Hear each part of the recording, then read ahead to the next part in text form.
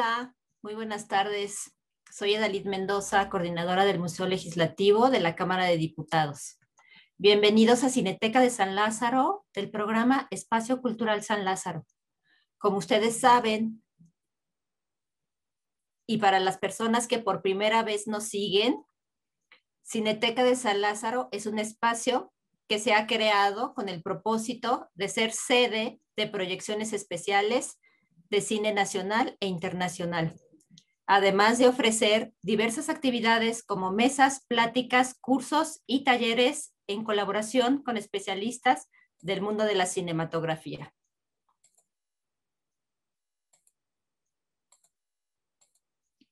Como siempre, quiero agradecer a la Secretaría General, a la Secretaría de Servicios Parlamentarios y a la Coordinación de Servicios de Información, Bibliotecas y Museo por su autorización y facilidades otorgadas para la realización de este evento. Un agradecimiento especial también a nuestros invitados por aceptar este encuentro. Ellos ya se encuentran en la sala virtual. Quiero agradecer de igual manera la presencia del público que sigue las redes sociales del Espacio Cultural San Lázaro, Museo Legislativo y Cineteca de San Lázaro.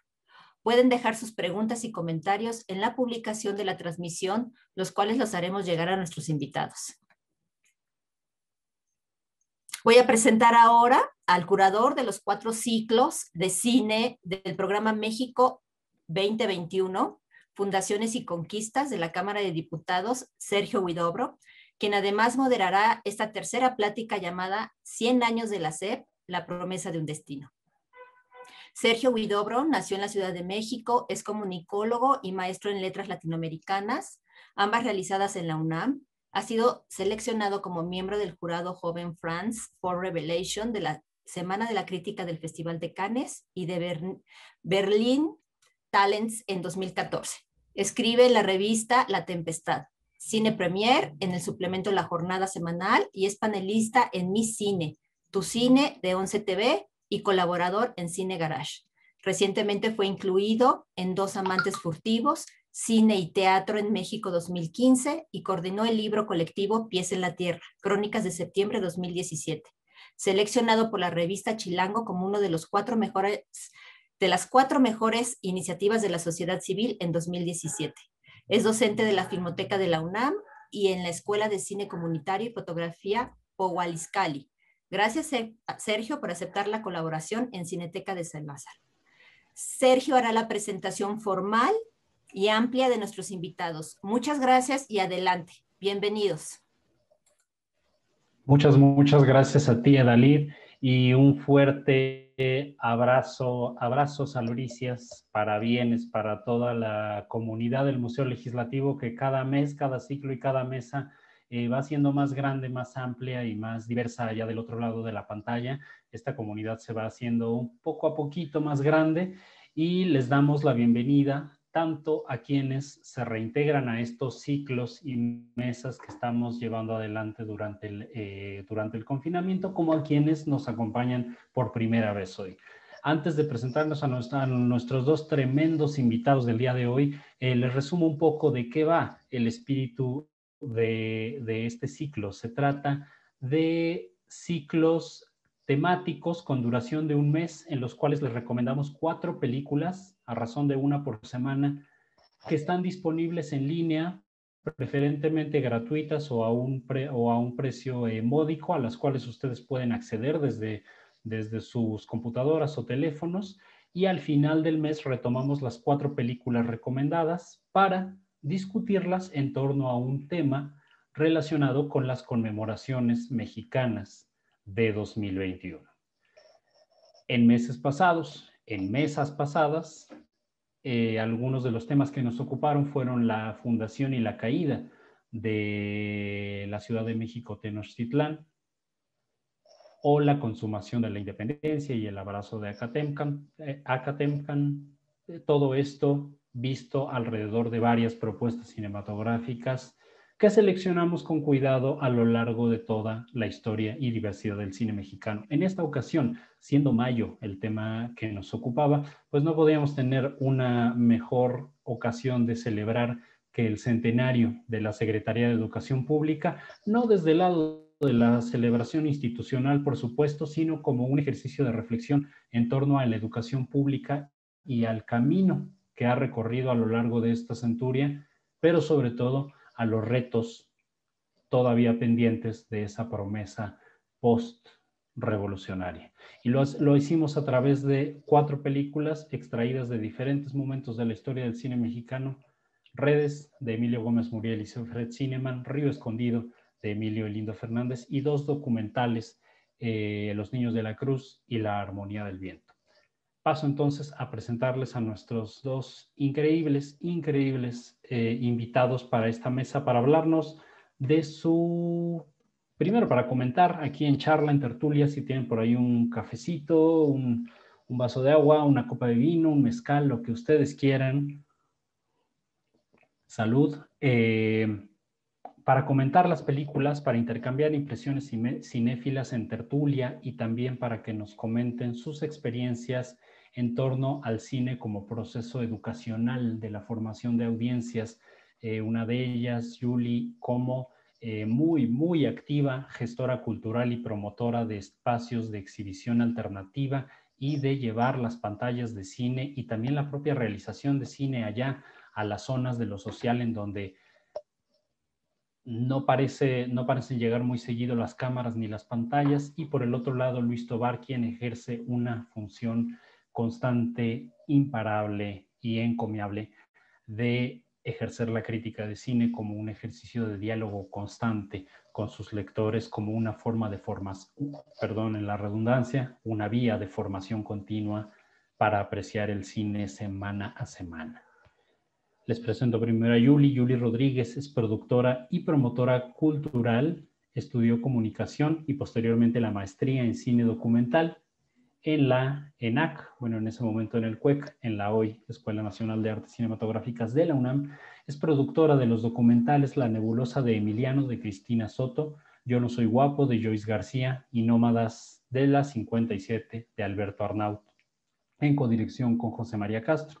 Es cofundadora, además, del colectivo La Furia Cine, a quienes saludamos con mucha garra y mucho gusto desde acá, un colectivo dedicado al cine documental con enfoque en el cambio social. Pertenece también al colectivo Ojos de Perro contra la Impunidad, en donde colabora a través de documentales sobre derechos humanos. Su labor está íntimamente ligada con el activismo social, porque para ella el cine es una herramienta de transformación, por lo cual su trabajo está enfocado a la creación de cine documental, a la promoción del mismo, la investigación sobre cine, su impacto social y la formación de públicos y gestión para la exhibición comunitaria. Julie, ¿cómo estás? Muchísimas gracias por la invitación. Te mando un abrazo virtual desde acá. Gracias, Sergio. Pues igual, un honor y muchas gracias por la invitación. Por aquí andaremos. Muchas gracias. Muchas gracias a ti, claro que sí. Y Luis Tobar, a quien ustedes con casi plena seguridad han leído en algún momento en las páginas de La Jornada.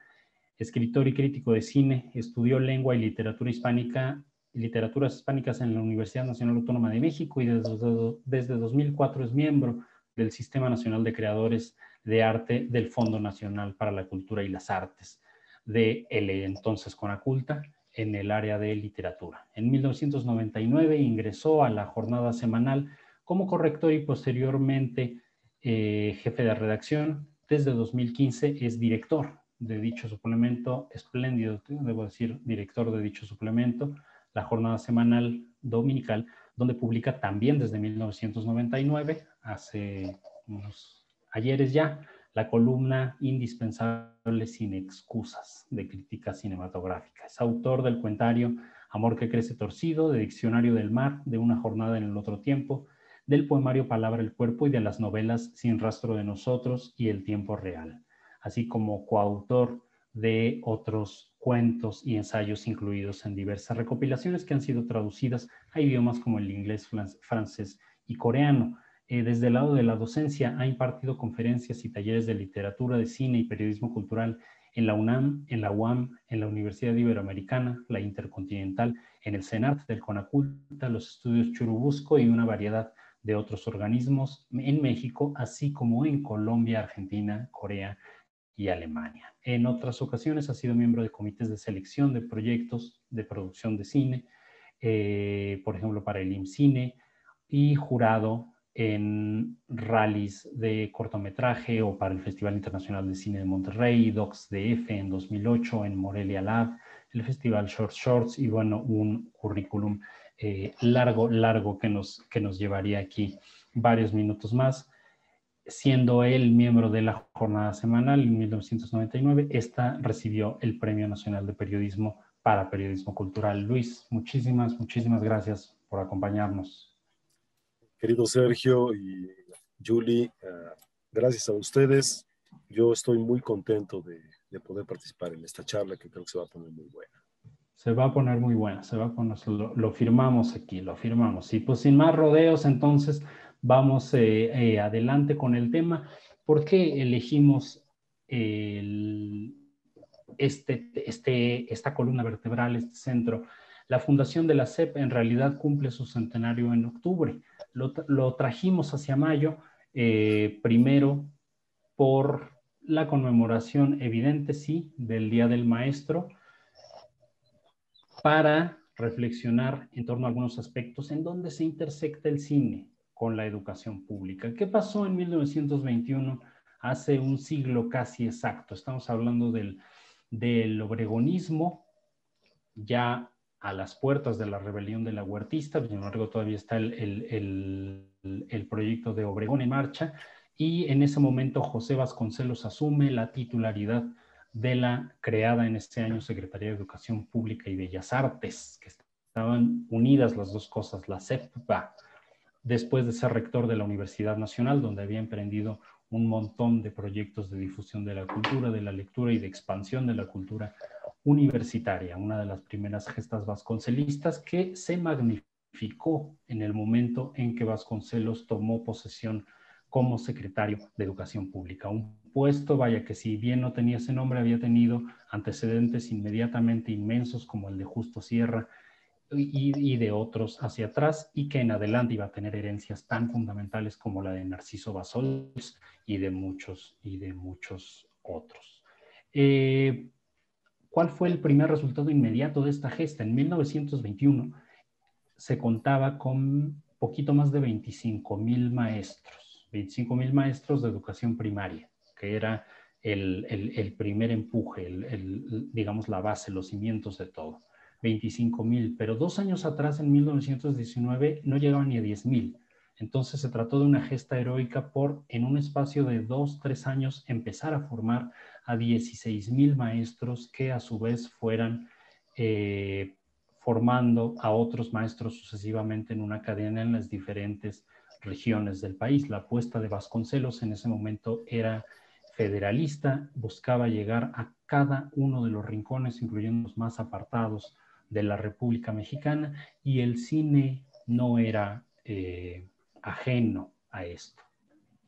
Vasconcelos venía, como decíamos, de esta tradición enorme de antecedentes educativos, incluso si vamos hasta Fray Pedro de Gante, hasta Vasco de Quiroga y el trabajo que hicieron con las comunidades originarias de Michoacán o del centro del país.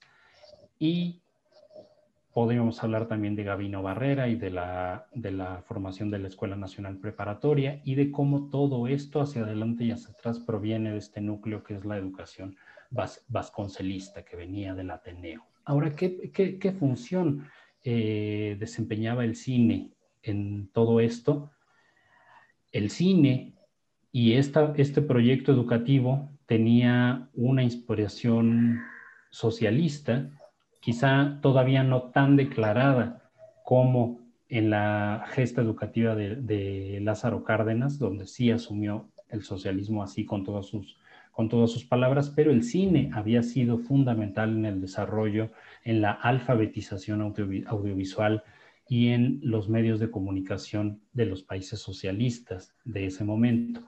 Un espíritu similar, no digamos que el mismo, pero un espíritu análogo, se puede encontrar en un proyecto como Redes, un proyecto de largometraje como Redes, dirigido por Emilio Gómez Muriel y por Fred Zinnemann, como siendo cada uno asistente técnico del otro. Uy, estoy perdiendo un poco la conexión. Perdón, ahí está, ahí está. Redes, estrenada en 1936, una película que hoy en día resume mucho del espíritu de este intento por hacer un cine, como decía el propio Narciso Balsols, por la gente y para la gente, para suplir una tasa de analfabetismo que para 1936, fecha en que se terminó y estrenó la película, alcanzaba el 67% de la población mexicana. No, el cine no es sustituto para la alfabetización, para nada, pero es un vehículo de ideas potente y poderoso. Me encantaría aquí pasarles el micrófono, Julie y Luis, para conocer sus impresiones sobre Redes de Emilio Gómez Muriel y Fred Zinnemann. Ustedes, visto desde ahora, Julie como documentalista, Luis como crítico, ¿qué les mueve esta película? Julie. Quien quiera. Qué Arráncate, presión. Julie. Qué presión ser la primera en hablar frente a dos críticos de cine tan experimentados y que admiro mucho. Pues nada, nuevamente gracias por esta invitación a platicar pues justo de cine, de estas películas con respecto a Redes, la primera de esta curaduría tuya, Serge. Es una película que yo no conocía y que pues justo creo que se enmarca en ese momento histórico, que justo es muy ilustrativa de ese momento histórico. O sea, me llama incluso la atención como esta conciencia de lo que significa, de lo que hace, de lo que puede ser el cine, de cómo puede comunicar, ¿no? Y que hubiera venido como desde la SEP, ¿no? La intención de hacer esta película. Con esta visión de que las personas pudieran verse reflejadas, pudieran realmente verse retratadas y entender un poco de su realidad, ¿no? Que es un poco lo que intentaba hacer esta película. Para pues, quienes a lo mejor no la hayan visto mucho, es una película que, bueno, aborda una problemática social, local, ¿no? En un pueblo pesquero, ¿no? En donde pues todo gira, ¿no? En torno a esta también lucha de clases, muy presente en justo en esta idea de socialista, ¿no? En todo lo que estas ideas que se venían manejando, y que justo también me llama la atención que se enmarca en este momento previo a la creación de la ley de cinematografía, ¿no? De la primera ley de cinematografía en 1940.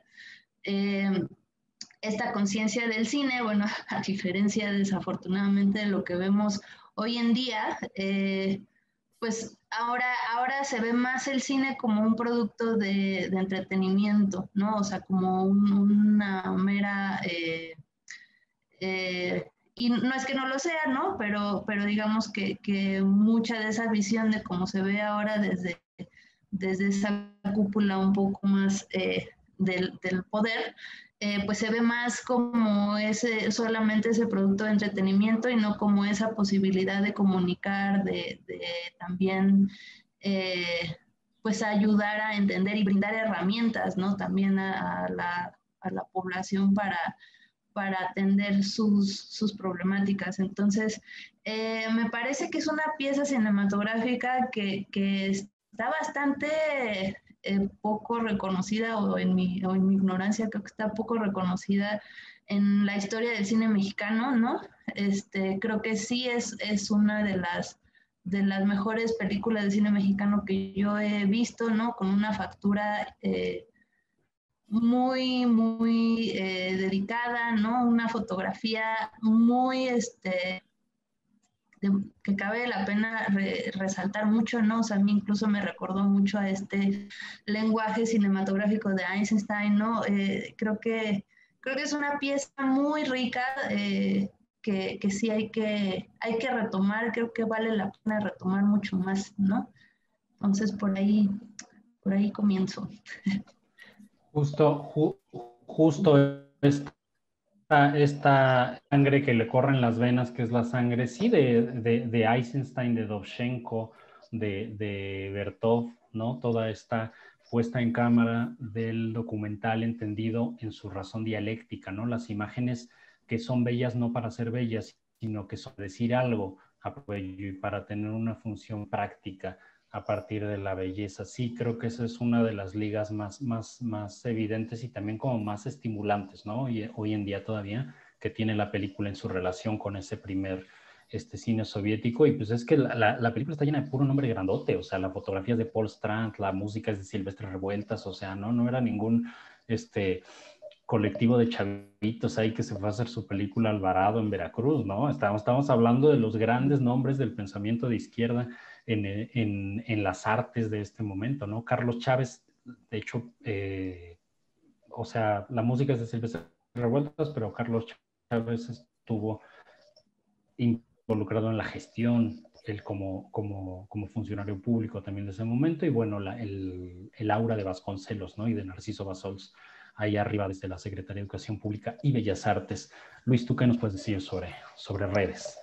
Sí, bueno, mira, aparte de suscribir lo que acabas de mencionar y lo que dice Julie, yo estaba pensando en una como cronología subterránea, por decirlo así, y pensando en ese sentido en la verdaderamente corta distancia temporal que hay entre ciertos momentos históricos en los que yo inserto redes definitivamente, porque mencionaba Julie que posiblemente los públicos contemporáneos ignoran no solo la importancia, sino la existencia de algo como redes, pero hay otro tipo de públicos que la tenemos como un referente ineludible, ¿no? Varias generaciones, no solo de cineastas, sino de cinéfilos y de otras disciplinas también, no hablemos de las artes visuales, de las artes plásticas, tienen en redes, repito, un referente que tiene todo que ver con el desdoblamiento orientado al sentido y al propósito por el cual se hizo una película como Redes, ¿no? Y aquí es donde lo conecto con esta como cronología secreta que te mencionaba. Si pensamos que la revolución triunfante en 1921 es cuando por fin terminan los conflictos armados en realidad, ¿no? Aunque todavía había, convulsiones políticas, pero el movimiento armado como tal había concluido. Y es cuando precisamente se funda la Secretaría de Educación, que tiene un propósito muy claro, y ese tú ya lo mencionaste de alguna otra forma, pero allí de lo que se trataba era de encontrar una cohesión nacional, una unidad, ¿sí? A través de la educación, desde el momento en el que se cumplía uno de los cometidos que se había planteado en la revolución, ¿no? Y ahí descansa la palabra a la que yo creo que voy a volver mucho en esta charla, que es la palabra emancipación. El tema de redes es la emancipación. Y vamos a ver cómo por lo menos, obviamente, en Río Escondido también es la emancipación, pero no me adelanto. El asunto tiene que ver con que si vemos del 21 al 36 son 15 años. En realidad es muy poco tiempo como para que cualquier proyecto importante que lleve a cabo una nación para algo de la relevancia que tiene que ver con la alfabetización, con la educación de la población en general, del pueblo, estamos hablando de que es casi inmediato, lo entrecomillo, pero creo que 15 años, si lo vemos con detenimiento, no es tanto. Y luego, me salto otra vez rapidito nada más al tiempo que pasa entre Redes y la película de la que vamos a hablar, Río Escondido, que también son 11 años nada más, ¿sí? Entonces, que sea la Secretaría de Educación la que desde 1921, con Vasconcelos, postula como un vehículo importantísimo de formación y de emancipación a la vez al arte y a la cultura.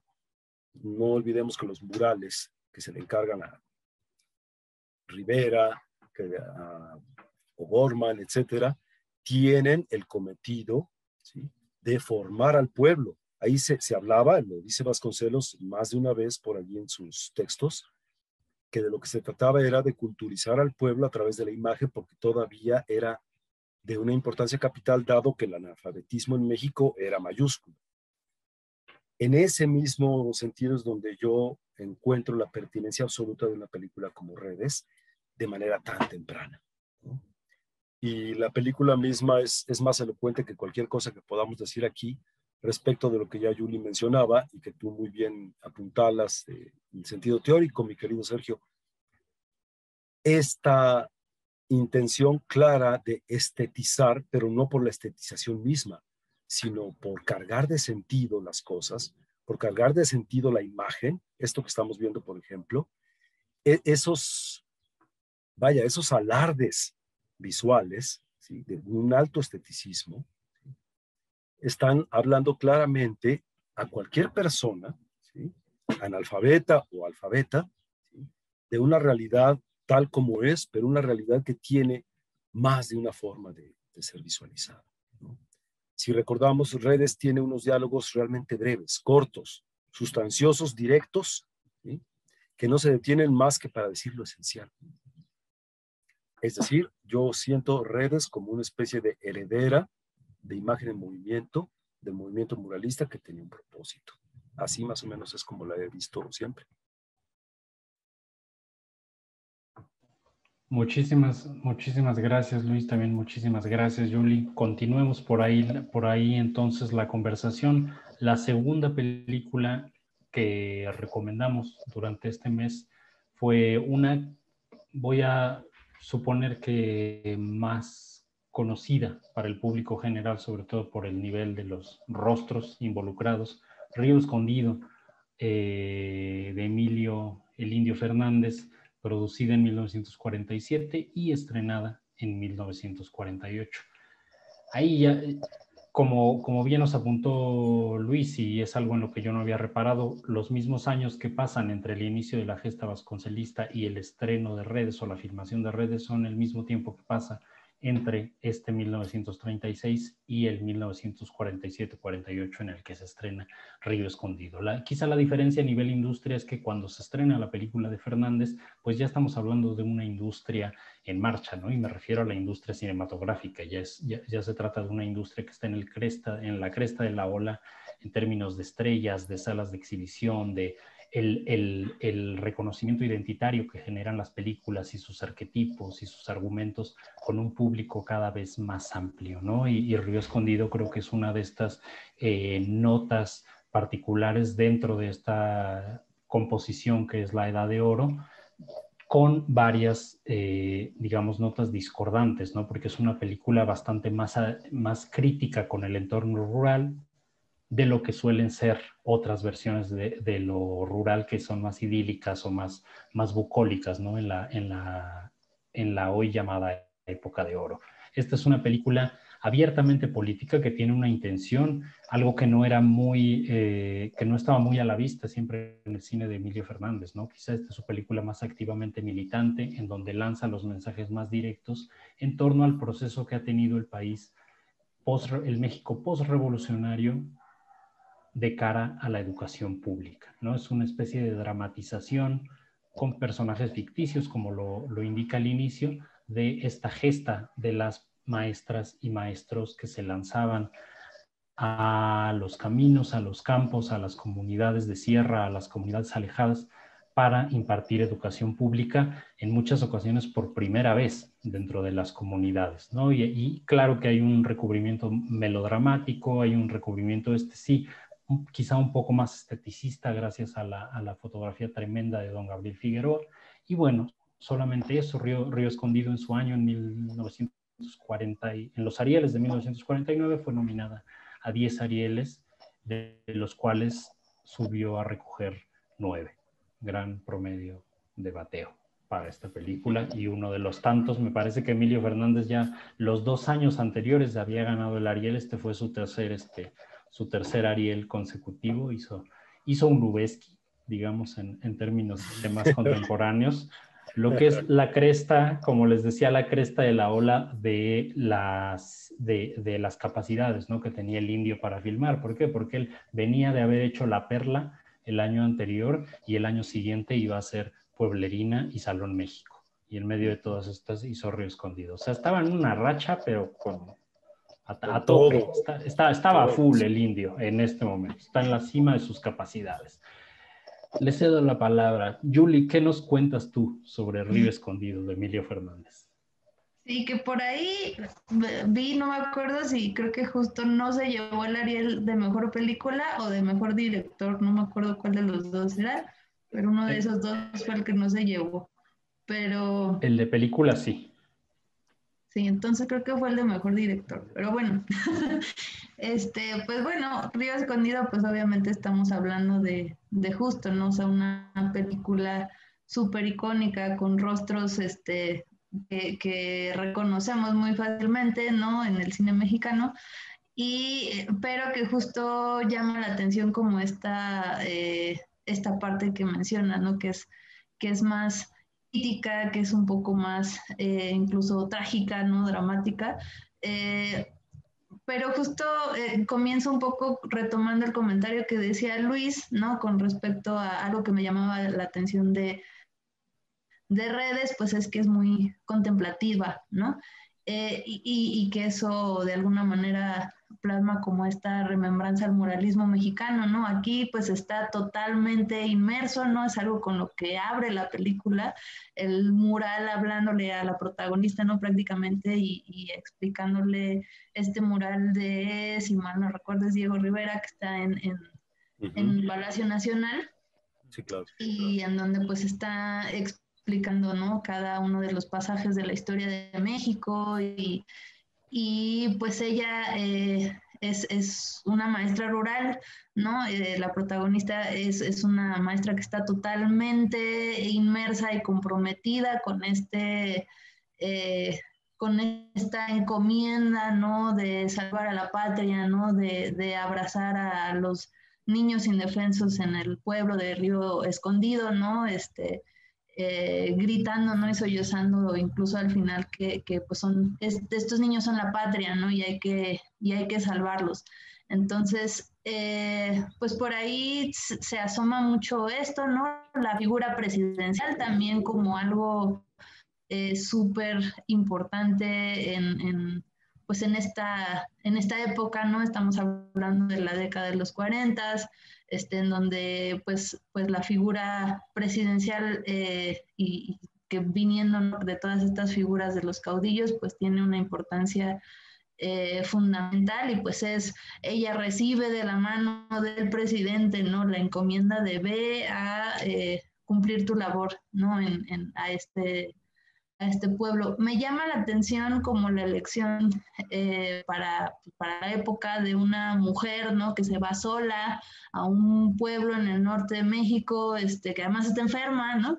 Y que se va un poco, que no tiene como enmarcado ahí ninguna figura masculina o de familia o nada, ¿no? Es una maestra que está total y absolutamente comprometida con esta labor, con esta misión que tienen los maestros y que además los maestros y maestras en estas zonas rurales, alejadas, ¿no? Que también se enmarca mucho con esta... Para ese tiempo, digamos, era reciente, ¿no?, la creación de las escuelas normales rurales y que pues de alguna manera nos recuerda un poco cuál es esa importancia de este tipo de educación, ¿no?, multigrado, en donde pues vemos alumnos de diferentes edades y de contextos similares, de diferentes edades que forman parte de un mismo grupo y al que pues bueno, ella tiene la misión de enseñarles a leer, a escribir, ¿no? Y sobre todo de llevarles este mensaje de que ustedes son el futuro, ¿no? Ustedes son esa esperanza, son estos hijos de la patria, ¿no? Y eso lo tiene ella como muy claro, muy presente y pues también, como bien ya lo decía Luis también, ella pues de alguna manera viene siendo una figura que ayuda a emancipar, ayuda al pueblo a emanciparse, ¿no? A cuestionar a sus opresores, ¿no? En este caso su opresor, que era el presidente municipal, ¿no? Y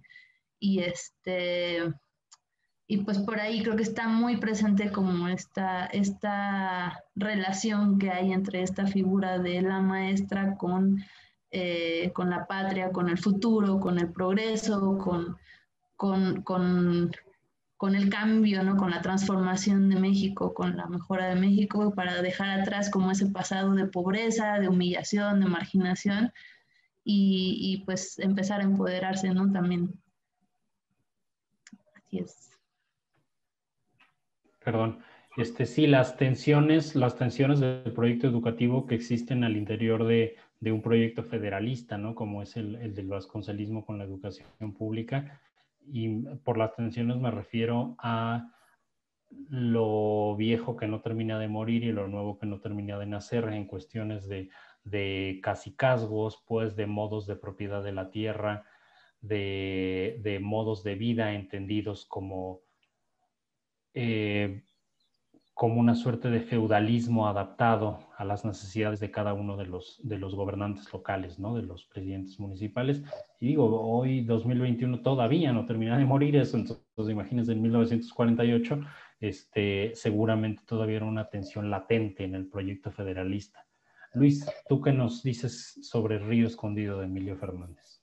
Ay, pues querido Sergio, Yuli, muchísimo, porque mira, primero yo te agradezco y le agradezco al ciclo el feliz pretexto para volver a ver esta película que he visto, diríamos, iba chorro 1000 veces. Y la verdad es que no dejo de disfrutarla por diversos motivos, solo que ahora con el enfoque que íbamos a platicar, me quedé yo pensando en algunas paradojas que tienen que ver con lo que tú mencionabas justo ahorita. Paradoja, la primera que a mí me brinca es, y es muy interesante pensarlo, es el año, la época en la que se hizo esto, porque fue en el alemanismo, en pleno alemanismo. O sea, Miguel Alemán era el presidente, lo fue de 46 a 52, ¿no? Y fue el primer presidente no militar después de la Revolución Mexicana, ¿sí? Y el proceso, el programa de alfabetización rural con los maestros egresados de las normales rurales y también de la normal de la Ciudad de México, a los que se mandó por todos lados, lo sabemos, viene de antes, no lo inauguró Alemán de ninguna manera. Me dio la sensación así muy como de tradición histórica de no haber nacido antes para poder decir en su momento, oigan, pero si Alemán no hizo nada de esto. O sea, Alemán le tenía bastante sin cuidado, en términos muy reales, el estado de vida, de la situación de vida de poblados como Río Escondido, verdaderamente. Entonces, desde esa perspectiva yo me puse a pensar, ¿qué habrán sentido el indio, por ejemplo? Que hasta entonces tuvo la oportunidad de hacer esta película, que sí parece claramente un encargo, ¿no? Pero que lo trascendió por su capacidad y por su talento brillantes, que muy bien tú mencionabas, Sergio, están justo en la seguidilla donde el indio se volvió el indio, o sea, donde nosotros lo comenzamos, donde aquellas personas que fueron sus coetáneos y después nosotros lo terminamos por considerar uno de los genios máximos de la cinematografía mexicana, ayudado por su compadre Figueroa, para no variar, que entre paréntesis, pues aquí vemos una línea directa, estética, visual, clarísima, con redes, ¿sí? Que obviamente viene desde Eisenstein, pero que esto viene siendo, miren, ahí está esa imagen, vean nada más. Si eso no es Eisenstein, sí. O sea, y si esto no es Eisenstein, que me digan qué caramba es, o Bertol. De que viva ¿no? México, claro.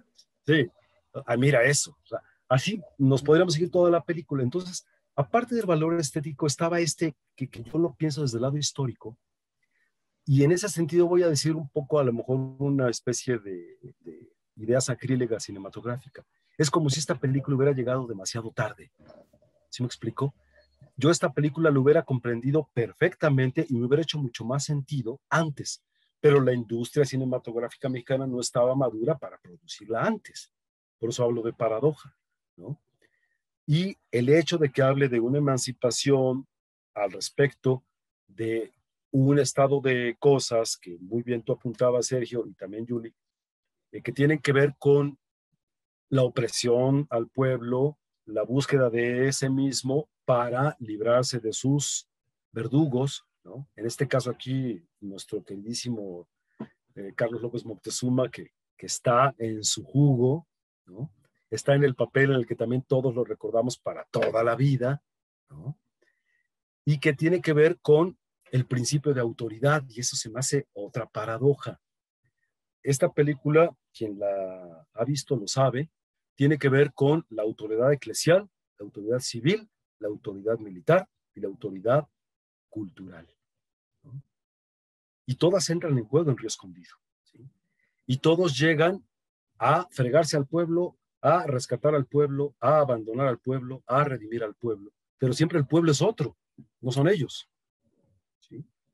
Y eso que vimos también en redes, ¿sí? Es lo que seguimos viendo a lo largo de las décadas y décadas y décadas, que es preciso seguir luchando en contra de, porque de otro modo ningún proyecto de nación está completo. Y aquí volvemos al punto que habíamos mencionado en redes. Esta película tiene claramente todo que ver con la construcción o la puesta en marcha y el proceso de una construcción identitaria nacional, ¿sí? Que obviamente tiene todo que ver con la educación.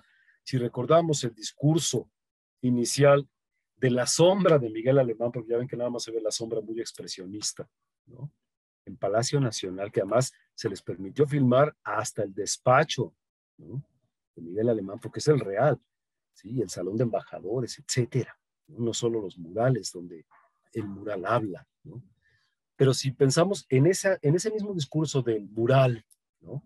En off, y luego el discurso en quasi off de la sombra del presidente, y luego en la carta que le manda el presidente en respuesta a la que ella le manda en trance de muerte, y vemos todo ese lenguaje, primero decimos, ay, maestro Mauricio Magdaleno, pero qué casi hierático te pusiste con estos diálogos, ¿no? Son de una solemnidad imposible, ¿sí? ¿Quién que se está muriendo del corazón se pone a echar discursos así, por amor de Dios? Pero bueno, en Río Escondido así pasa, ¿no? ¿Por qué? Porque la exigencia del cometido didáctico de la película lo exigía, ¿sí? Y eso lo entiendo perfectamente, nada más que no deja de ser una especie de contrasentido muy chistoso, ¿no?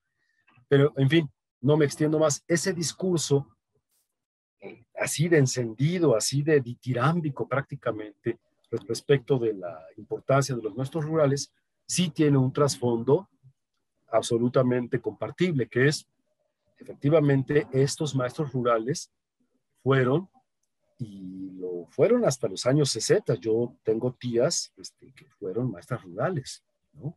Y que andaban de pueblito en pueblito. Fueron esenciales, fueron cruciales para que esa transformación de la que tú hablabas, Sergio, realmente se materialice. Y esa es una de las importancias más grandes que tiene esta película. Sí, la gesta de la educación federalista entendida casi como en un trasfondo mítico, ¿no? Como una especie de odisea griega de la maestra que va, una especie de Ulises femenina y trágica y perdona que te interrumpa. Perdona que te interrumpa, querido Sergio. Me acabo de acordar que precisamente en textos de aquellos tiempos se hablaba de un apostolado de los profesores, ¿sí? O sea, el cuerpo docente tenía una misión de apostolado, se decía, ¿no? Sí. Y aquí vemos precisamente a la maestra encarnada por María Félix a su manera, muy a su manera, precisamente eso, todo un apostolado y hasta un martirologio, ¿no? Sí. Para que quedara más claro esto que acabas de mencionar. Sí, tienes toda la razón, tiene más como el raigambre, ¿no? de un sacrificio judeocristiano, ¿no? Casi en cómo está planeada y ejecutada toda la película. Es como una especie de vía crucis. Sí. De hecho, bueno, tiene 3 déjenme ver caídas, si ¿no? hay... Tiene 3 caídas, sí. Vaya, está interesante pensarla por ese lado. Les recuerdo a las personas que nos están acompañando allá del otro lado de la pantalla, por favor, no dejen de compartirnos sus impresiones, sus comentarios sobre estas películas, si es que las vieron recientemente, si es que las han visto a lo largo de la vida y las acaban de recordar ahorita a propósito de esta charla. Por favor, no dejen de ponernos sus comentarios, aquí los vamos a ir leyendo. Mientras, vamos a dar un salto hacia 2 documentales recientes, contemporáneos, muy distintos uno del otro, Los Niños de la Cruz y La Armonía del Viento, en torno a los retos todavía postergados, todavía en marcha de la educación pública en México, de la educación pública ligada a las artes y también a los otros recintos escolares que no son exactamente escuelas en el sentido Foucaultiano, ¿no? de la escuela como institución, sino que tienen este carácter también de refugios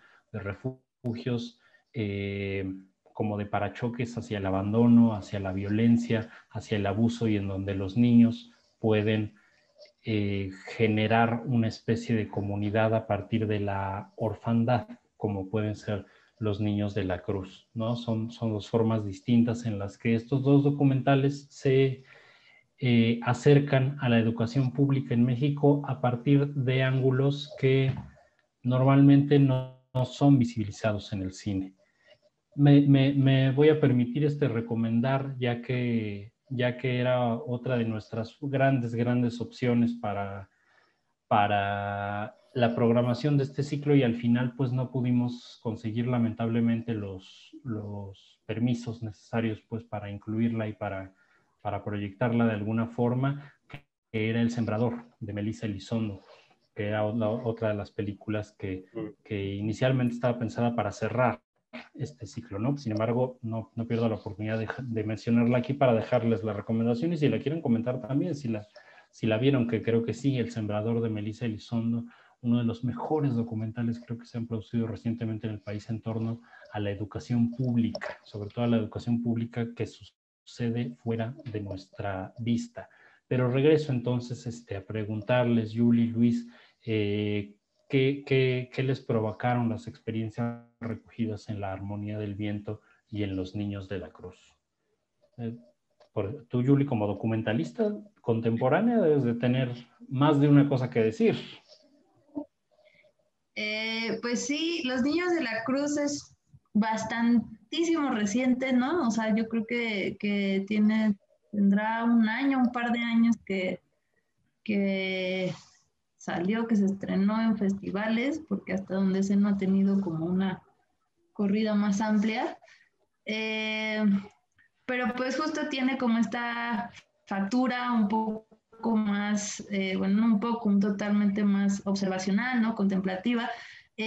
Sin embargo, pues también estaba viendo que surge un poco de un taller, ¿no? Que da Jaime, si mal no recuerdo, es el director, a estos niños, ¿no? De esta escuela, y de alguna manera eso lo hace un poquito más participativo, y es lo que lo hace acercarse también a los niños de esta escuela, que es un internado para niños con bajos recursos, en donde, bueno, están, entiendo, como de lunes a viernes ahí en la escuela, y fines de semana pueden ir a ver a sus papás, o sus papás los van más bien a visitar, ¿no? Pueden como salir con ellos, estar un ratito. Entonces, este documental pues tiene esta apuesta, digamos, formal, en donde les dio la cámara, como aquí vemos también esta imagen, les dio la cámara a los niños también, y para utilizar mucho de ese material que ellos mismos grabaron, ¿no? Con sus camaritas que parecen ahí como de estas camaritas GoPro y en las que pues ellos de pronto pueden grabar lo que ellos piensan, sus interacciones, ¿no? Entre ellos, de pronto sus discusiones, sus peleas, lo que a ellos se les hace interesante. Y pues justo me gusta mucho porque nos ayuda como a ver el punto de vista de ellos, ¿no? El punto de vista de los niños, cómo lo viven, cómo conviven. Y un poco también pues nos hace retomar como este reto que es también para los y las maestras, pues de pronto poder atender a niños con necesidades, con carencias, ¿no?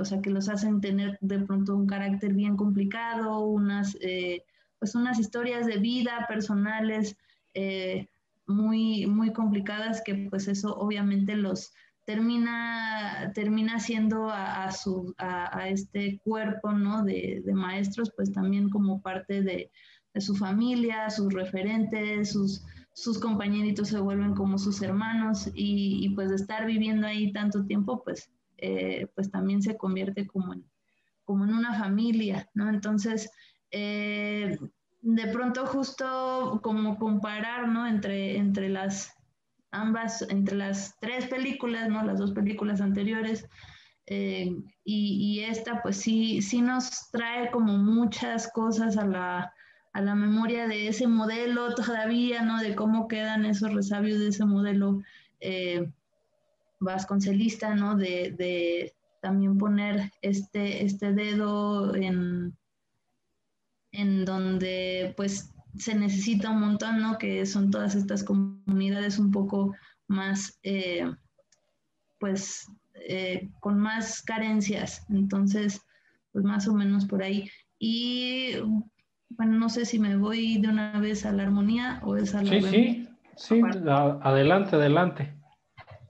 Y bueno, pues La Armonía definitivamente es un documental con digamos, pues sí, una forma mucho más tradicional, ¿no? Mucho más expositivo, o sea, por ahí encontramos una voz en off, ¿no?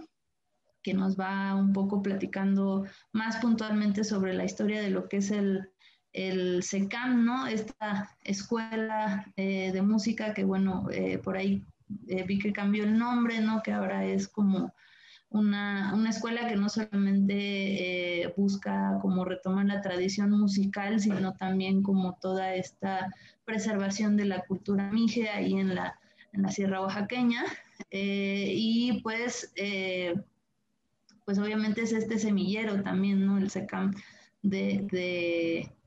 de músicos en la sierra, ¿no? En donde pues esta parte de la música pues es algo súper importante en la vida cotidiana de las personas y que también ha sido una forma de preservación de su cultura, pero también una forma de movilidad, ¿no? De movilidad social para muchas personas en la sierra, y pues en este caso también ha sido una figura muy importante para poder, pues de alguna manera seguir, ¿no? Con la tradición, con la cultura, en niños y jóvenes, ¿no? Que eso también es algo que mencionan por ahí en el documental, que es muy importante, que de pronto pues las culturas muchas veces se van un poco debilitando o acabando porque pues los jóvenes ya no continúan, ¿no? con la tradición, con la lengua, y pues en el caso de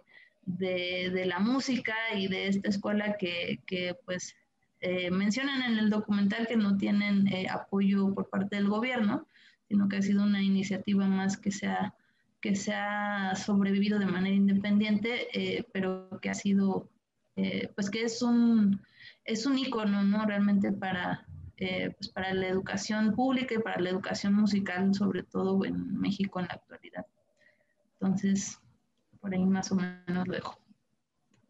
Y que no está ni distante ni distinta de la educación en cineclubes y en formación de audiencias comunitarias en torno al cine y en colonias populares a las que tú has sido tan cercana a lo largo de tu trayectoria. Y me refiero tanto a ponerle cámaras en las manos a, pues, a niños o a personas en situaciones vulnerables por cualquier situación, para que cuenten sus propias historias a través de su propia mirada, o bien para la exhibición de cine, para generar procesos de reconocimiento, ¿no?, identitario en torno a las películas en comunidades a donde las únicas pantallas que llegan pues son las de las televisoras. No. Entonces, si quieres, ahorita nos cuentas un poquito más sobre cómo se liga esta labor tuya con la vocación que presentan estos dos documentales, Los Niños de la Cruz y La Armonía del Viento. Y no sé si, Luis, nos quieres contar tu impresión sobre estos dos documentales. Sí, claro que sí. Mira, yo me quedé pensando también en lo que tú nos planteabas al principio de la charla, el papel que puede ejercer el cine cuando se le relaciona o cuando se le compromete en el buen sentido con la educación, con los procesos educativos. Uh-huh. Y mencionándolo, tomo como punto de partida lo que decía Julie cuando definía rápidamente la naturaleza de estos dos documentales, mencionándolo desde la perspectiva formal, en cuanto a que Los Niños de la Cruz es un documental, voy a decirlo en términos muy blanco y negro para irme rápido, digamos más contemporáneo o más moderno quizá, y que La Armonía del Viento es un documental más tradicional, ¿sí?, o más hecho a la antigüita. Puede que así sea, pero a mí me da la impresión de que aquí también estamos, de una manera muy curiosa, ante dos intenciones claramente manifiestas en lo que se filmó y cómo se filmó. Es decir, hay una función, o sea, las múltiples funciones cinematográficas, tú lo sabes, querido Sergio, tú también, Julie. La función didáctica, por ejemplo, que es obviamente la que tenemos en La Armonía del Viento, ¿sí?, y la función meramente expositiva que tiene Los Niños de la Cruz. Por decirlo otra vez en términos muy sencillos, muy rápidos, aunque suenen un poco blanco y negro, Los Niños de la Cruz no te explica nada, ¿sí?, solo te presenta una realidad y ahí tú como espectador te las aigas para que entiendas esa realidad, y se supone que el documental debe de contener lo suficiente y ordenado de la mejor manera para que tú entiendas algo, ¿sí? En cambio, La Armonía del Viento realiza esa tarea y recurre a estos elementos que como bien mencionó Julie, muchos consideran tradicionales o como se hacían antes los documentales, ¿no? A mí me parece que en ninguno de los casos se puede hablar ni de carencia ni de virtud, sino de formas distintas de acometer la función de la cinematografía aplicada, ¿sí?, a la difusión de un fenómeno, de un hecho, que en este caso pues, es obviamente el fenómeno mismo de la educación o de la formación, ¿sí? Y entonces creo que allí es donde podríamos apreciar muy bien lo que tú, insisto, Sergio, nos decías al principio de la charla, cómo el cine se vincula, ¿sí?, de qué maneras y con qué resultados, con qué tipo de resultados se vincula con los procesos formativos desde la perspectiva educativa, ¿no? Si yo veo La Armonía del Viento, como viene, por decirlo otra vez, en blanco y negro, con palitos y bolitas, ¿sí?, me queda perfectamente claro dónde es, ¿sí?, qué sucede, de qué se habla, quiénes son los protagonistas, etcétera, etcétera, etcétera. Y en Los Niños de la Cruz, yo tuve que ver hasta los créditos donde se había filmado. Se los juro. O sea, y yo decía, ¿de dónde son estos chavitos? Por el acento, ¿no? Decía, parecen de la costa, pero no son de la costa. Pero tampoco son tabasqueños, obviamente no son yucatecos. Y así fui como eliminando, ¿no? Por darles un ejemplo de una de las cosas que no quedaban claras. La misma exposición de Julia ahorita, un tantito dubitativa de, me pareció que se quedaban de lunes a viernes y los fines de semana no, ¿sí? Pues es que unos sí y otros no. claramente, pero tampoco lo dice el documental. Entonces, deja muchas cosas a la imaginación o a la contribución del espectador, que es otro tipo de procesos didácticos también, ¿no? Entonces, yo los miré así en conjunto a los dos, y me quedé pensando en eso, cómo el cine puede hacerlo de un modo, puede hacerlo de otro, y posiblemente, si yo pensara en un documental como La Armonía del Viento, con el estilo formal y conceptual de Los Niños de la Cruz, hubiera entendido muy poquito, ¿sí? Quién sabe qué hubiera pasado viceversa, pero creo que en ambos casos estamos ante dos propuestas didácticas cinematográficas muy dispares, pero las dos muy interesantes. Y que las dos pueden abonar a procesos educativos o formativos. Ya quitémosle ahí la carga de tarea de viernes para lunes de los procesos educativos y digamos de formación de audiencias. Para formar audiencias, para formar el criterio, el juicio, que no se trata, no implica ninguna cuestión de demagogia, pues, ni de tirar líneas sobre ninguna forma de observar el cine, sino lo contrario, sino de abrir las posibilidades de apreciación de lo cinematográfico en torno a todas sus particularidades. Me gustaría cerrar entonces esta charla preguntándoles a cada uno por sus experiencias personales. Ya voy a quitar tantito aquí al señor antropólogo que nos cuenta sus viajes a la sierra. De las experiencias directas de ustedes en torno a estos otros procesos análogos de la formación de audiencias que son el cineclubismo, la exhibición, los espacios de exhibición, la producción de documentales y por el otro lado, la crítica y la labor editorial, ¿no? La labor de difusión del cine. Yuli, ¿tú cómo lo has pensado así? ¿Has presentado como un proceso educativo, formativo, lo que haces con las salas de exhibición? ¿O estoy diciendo una burrada? No, para nada. O sea, quizá al principio yo no lo veía tanto así, ¿no? Como un dispositivo didáctico, ¿no?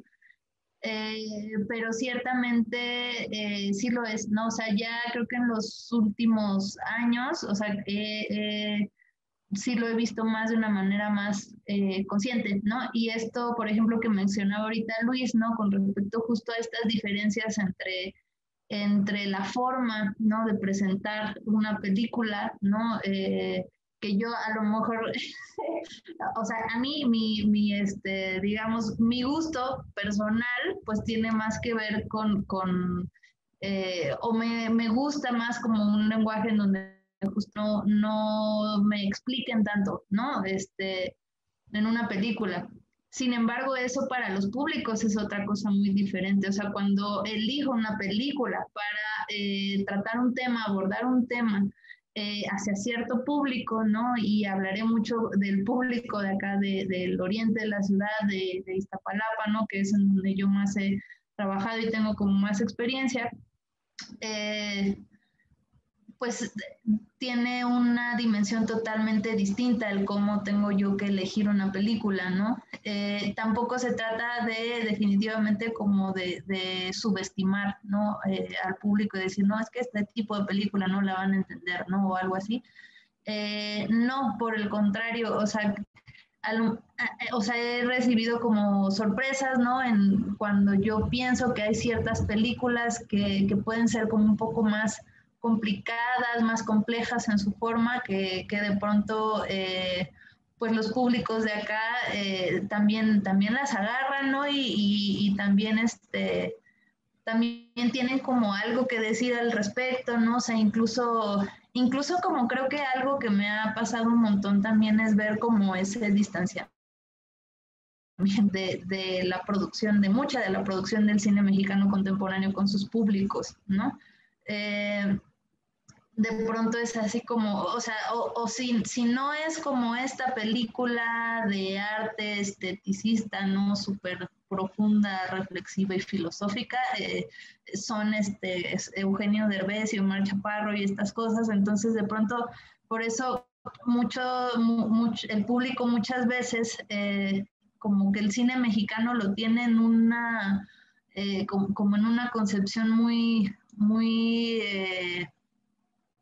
pues sí, como que no le tiene ya tanto aprecio, no se siente como tan identificado, no se siente ahí representado y pues digamos que esa es una de las tareas, ¿no? Que nos hemos tratado de dar mucho últimamente, como también dar visibilidad a ese otro cine que se hace en las periferias, ¿no?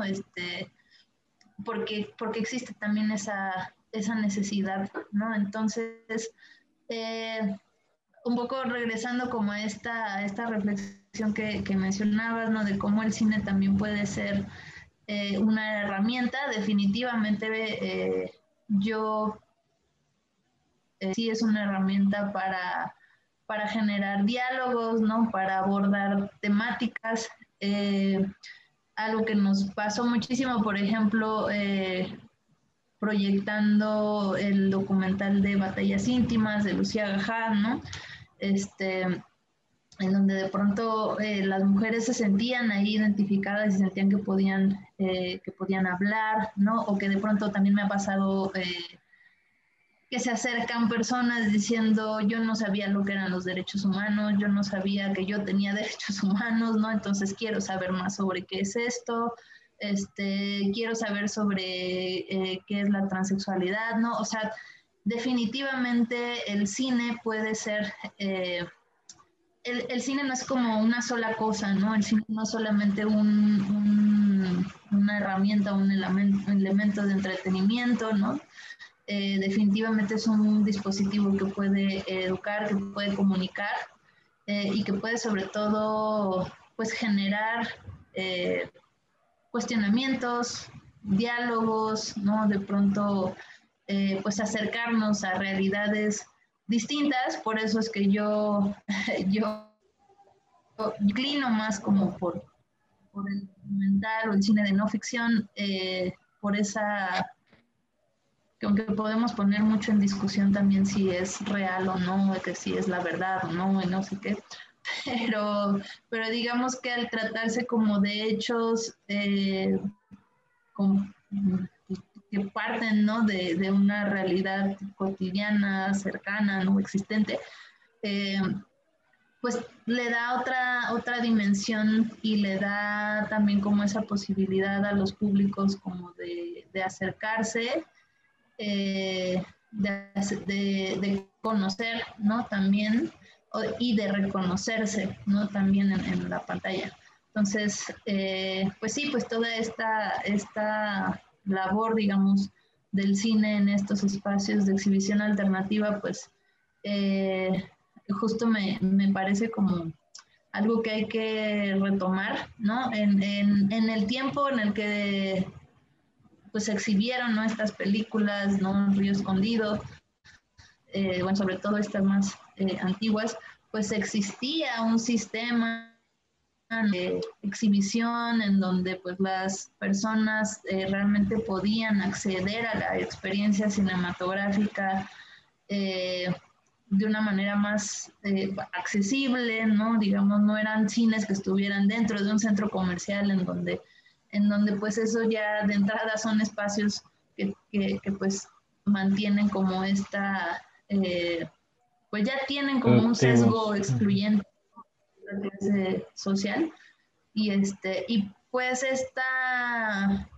pues yo diría como reexplosión, redescubrimiento, no sé, como reaparición de los espacios alternativos de exhibición, como son cineclubes, cines móviles, itinerantes, ¿no? Que justo tienen como objetivo llegar a esos rincones del país en donde no hay salas de cine o no hay otras opciones para ver cine en la pantalla grande y sobre todo ver cine como una experiencia social. Pues están surgiendo mucho también pues porque existe esta carencia, ¿no? Porque el sistema, digamos, actual privado de exhibición no está cumpliendo, ¿no? Con esta diversidad en la oferta y con esta otra visión del cine, ¿no? Como un dispositivo mucho más diverso que solamente un producto de entretenimiento. Muchas gracias, Julie. Muchas gracias por estas reflexiones valiosas para ir condensando, ir llegando a la coda de esta charla. Luis, ¿qué nos puedes decir tú sobre cómo vives tú el papel de la crítica, el papel editorial, el papel de la difusión de cine como una empresa también de formación de audiencias y de generar pensamiento crítico a través de las películas? Bueno, pues querido colega, yo creo que tú de eso también sabes un montón y también me gustaría que tú comentaras de eso mismo. Pero antes yo quisiera apuntarme y suscribir todo lo que dijo Julia ahorita, porque no podría estar más de acuerdo. Para mí el elemento esencial en este momento no pasa por ni siquiera tanto, claro que tiene su importancia y la tendrá toda la vida, pero no pasa tanto por qué se está produciendo, sino por qué se está exhibiendo, dónde se está exhibiendo y cómo se está exhibiendo. Y allí es donde la labor que estás haciendo, Julie, es formidable y es indispensable, porque solo de ese modo vamos a tratar, no sé si lo lograremos, pero por lo menos intentar darle la vuelta a esas inercias que son deseducadoras precisamente. Una de ellas que tiene todo que ver con la naturaleza misma de la experiencia cinematográfica, ¿sí? Que ahora en la pandemia, pues bueno, nos recluimos en esta pantalla pequeña,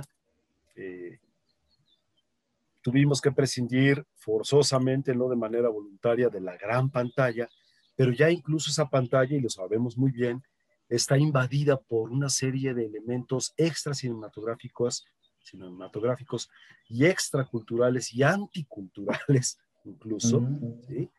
Que son esto de que el cine está rundido al fondo de un pasillo donde antes viste 200 tiendas, ¿no? Y yo me preguntaba, a ver, si esa experiencia, me lo he preguntado desde hace muchos años, pues cuando empezaron los multiplex, pero me preguntaba yo, ¿y qué pasaría si esta que era una experiencia colectiva no fuera la única a la que hubieran sometido a este proceso de mercantilización barbárica, y que las iglesias estuvieran al fondo de un mall, no se diga los teatros, cualquier otra cosa, ¿sí me explico? En donde la gente nos reuníamos para una experiencia de corte sociocultural, no de corte socioeconómico, ¿sí? Sabemos que eso ya no existe, todavía hay, creo que Cuba es el único país donde hay cines que son cines y se acabó, ¿no? Todo el mundo, y uno que otro yo me acuerdo en Argentina, pero no es algo a lo que el grueso de la población en ninguna parte del mundo puede decir, ahorita vengo, voy al cine y solo vaya al cine. Me parece, insisto mucho en eso, porque sí me parece fundamental en esto que preguntas, querido Sergio. Es decir, ¿por dónde pasa y cuál debe de ser los elementos que tú no puedes soslayar a la hora de que escribes, difundes y reflexionas públicamente sobre cine? Para mí, en mi experiencia personal, pasa precisamente y como punto de partida por la elección de acerca de qué tipo de cine hablas. Y ese tipo de cine tiene que ver con dónde se exhibe ese cine, ¿no? Si hablamos de las 6.600 salas cinematográficas que hay en México, según el anuario estadístico más reciente, ¿sí? Sabemos a quién pertenecen esas salas, sabemos cuál es la naturaleza de las mismas y sabemos cuál es el propósito último de la existencia de esas salas. No es la difusión cinematográfica, no es la formación de públicos, no es la oferta en el mejor sentido de una propuesta, ni genérica, ni estilística, ni temática, ni nada, ¿sí? Sabemos que tiene un signo de pesos clarito y en la frente tatuado a fuego. ¿Qué queda? Quedan los esfuerzos como los de Julie, quedan los cineclubes, quedan la generación espontánea de espacios que afortunadamente en estos tiempos se multiplicaron porque no teníamos de otra, ¿sí? También estuvo pues, los streaming que hicieron su mega, super, hiper agosto, ¿no? Porque se volvieron para muchos como si fuese la única fuente de material cinematográfico para acceder durante estos tiempos de confinamiento. Pero de allí, yo creo que nosotros tenemos que partir, insisto, para pensar que si vamos a hablar del cine que hablan todos, no estamos aportando nada. Si vamos a hablar del cine que se nos dice del que tenemos que hablar porque es verano y viene la grandota, y porque es diciembre y viene la grandota, y ese tipo de inercias, entonces, por más que yo quisiera ponderar ciertas formas de mirar el cine o invitar a una reflexión, estaría invitando a una reflexión inane porque es una sobre la que nadie quiere reflexionar para empezar, ¿no? No nacieron esas películas para reflexionar absolutamente nada, ¿sí? Y esos contenidos, insisto, están en otro lado. Entonces, yo en mi ejercicio de crítica, de difusión, de divulgación, eh, trato invariablemente de mencionar buena cantidad de un cine que yo veo que muchos de mis colegas no mencionan, como si no existiera. ¿Sí? Eso es lo que yo intento hacer, y cuando me subo al meme, como se dice hoy, ¿no?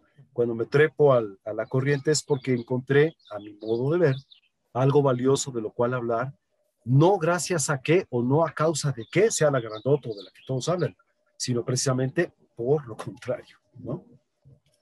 Así es como yo lo veo, querido Sergio. Exactamente, sí, acá tenemos estas dos visiones que son de resistencia, y es un motivo de orgullo de verdad y placer contar con las miradas de ustedes dos hoy aquí, precisamente porque tienen experiencia en esta resistencia, pues frente a modelos hegemónicos de distribución y de exhibición, ¿no? Pero no tendría por qué ser una labor de resistencia continua, ¿no? Un modelo más estable, más sano, más diverso, con una oferta más diversificada, debería permitir desde lo económico, desde lo cultural, desde lo social, que todas estas ofertas coexistan y que estos cines, incluso especializados, ¿no? Cines que nada más proyectan documental o cines para públicos muy específicos, primero dejen de estar centralizados, dejen de estar agrupados todos en los núcleos socioeconómicos de las ciudades y del país entero, y después que esos materiales puedan llegar hacia afuera, hacia la mayor cantidad de regiones posibles, incluso aunque sea una empresa tan trágica, pues, sin que sea más bien una experiencia tan trágica como la de María Félix en Río Escondido, ¿no? Tampoco se trata No tan cuesta de que arriba. exactamente, tampoco se trata de que la difusión de cine independiente sea ahí atravesar el desierto de Sonora con tu morralito, ¿no? Y caerte ahí a la mitad del desierto, no.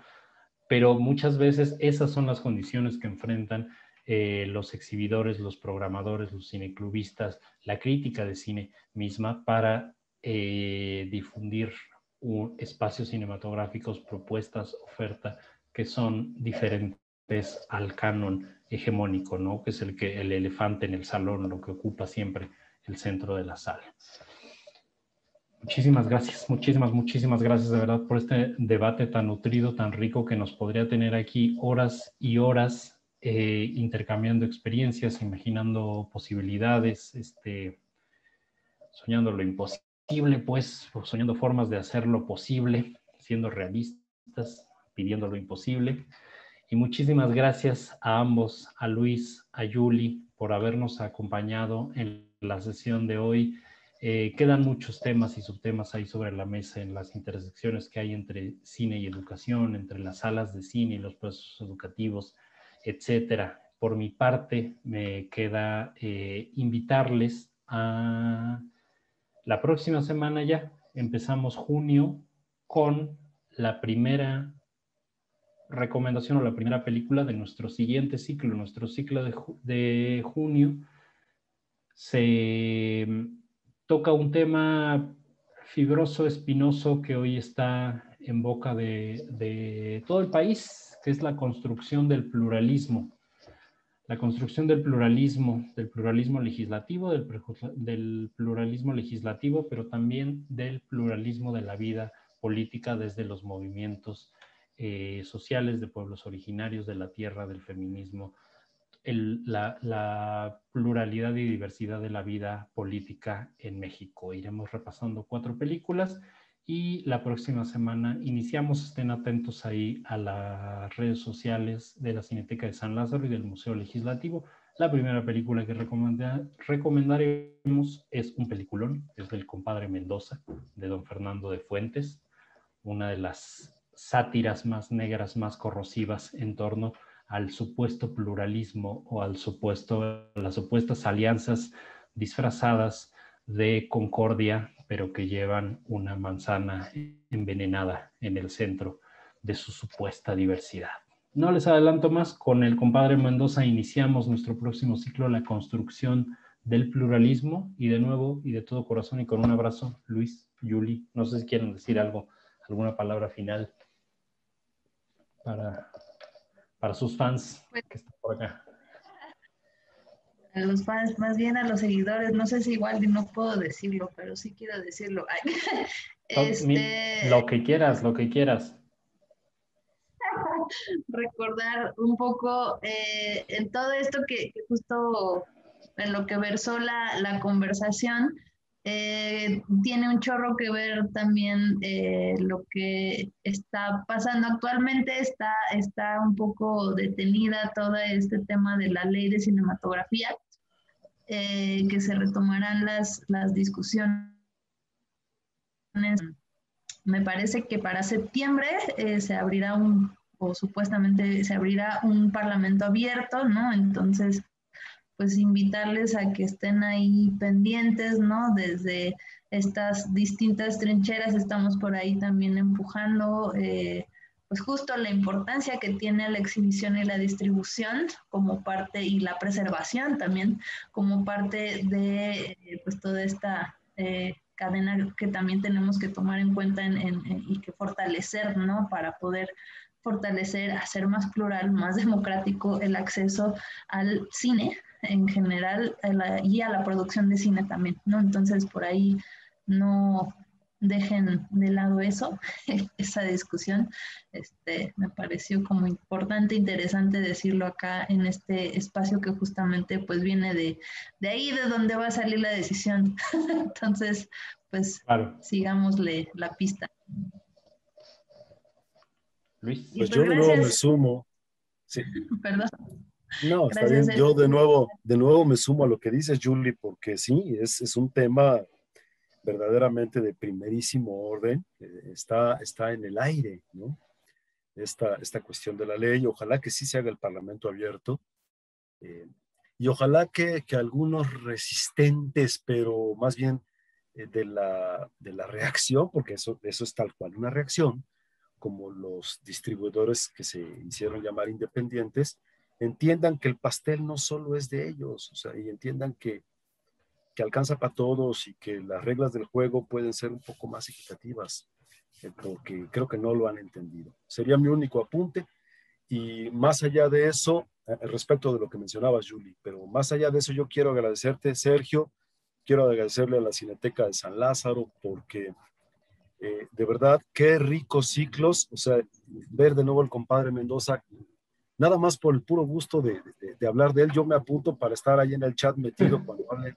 No sé cuáles serán las otras, pero como tenemos un curador de lujo, hay que aprovechar a la gente que nos está viendo, de verdad, es una gozada juntar así las películas entendiendo desde la forma más profunda el hilo conductor que tienen para encontrar el tema común y para encontrarle todavía un marco que las engloba por completo. Así que yo feliz de haber estado acá. Mil gracias, querido Sergio, maestro.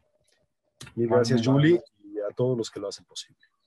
Muchísimo, me sumo al agradecimiento. Y sí, hay 3 comentarios rapidísimos por acá que llegaron en el chat. Azaria, que dice más charlas así, por favor.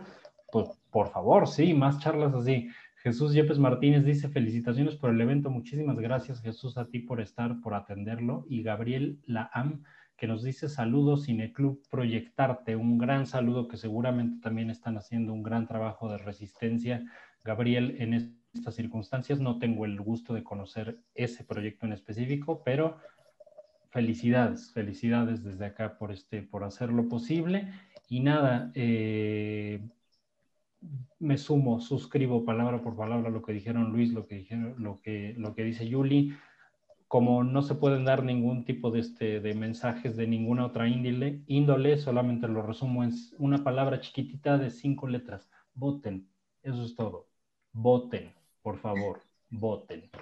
Te regreso la palabra, Edalid. Muchas gracias, Sergio. Muchas gracias, Luis, Julie. Excelente mesa, muchísimas reflexiones.